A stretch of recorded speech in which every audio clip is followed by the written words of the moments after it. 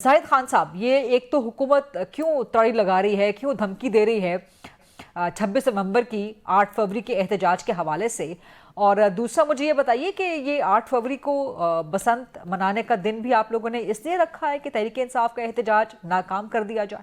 मेरे ख्याल में ऐसे नहीं। ये तो आपको पता है कि सिर्फ पंजाब में, और पंजाब में भी सिर्फ लाहौर में रखा गया। पंजाब तो बहुत बड़ा सूबा है जी। और ये चूंकि लाहौर हमेशा के लिए मनाते थे, फिर इस हाँ पे बैन लग गया था, उसमें लोग उनके जाने जाई हुई थी। जी। तो इस दफा चीफ मिनिस्टर ने ये समझा कि लेकिन ये लाहौर गढ़ है त्योहार ना, भी पीटीआई के मुताबिक लाहौर उनका गढ़ है।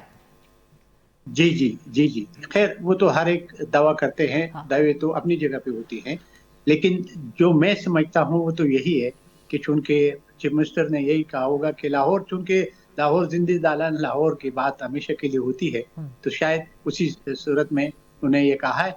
और ये तो 3 दिन है ना, उनका तो एक ही दिन की बात है और ये तो 3 दिन का जी। त्योहार है। हाँ दूसरी सबसे बड़ी बात है कि जी एक बात जो आप कहते हैं कि 26 नवंबर की, वो इसलिए कि देखिए पुरअमन एहतजाज मैं आपको गरीब भी एक, मैं अपने 40 साल सियासत के एक आपको बताता हूँ कि होता क्या है।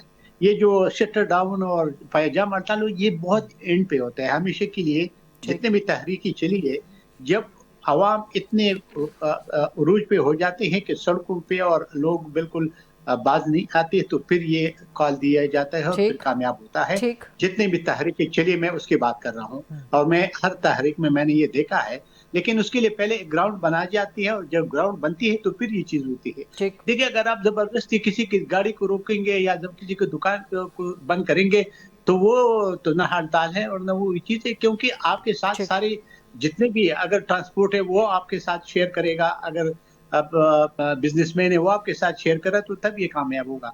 जहां तक आप जबरदस्ती तो एक ही सुबह में हो सकता है कि जो पुख्तनख्वा बेचारे हैं, हाँ जिसका हमेशा के लिए हमें नुकसान ही होता हाँ। है और नुकसान होता आ रहा है।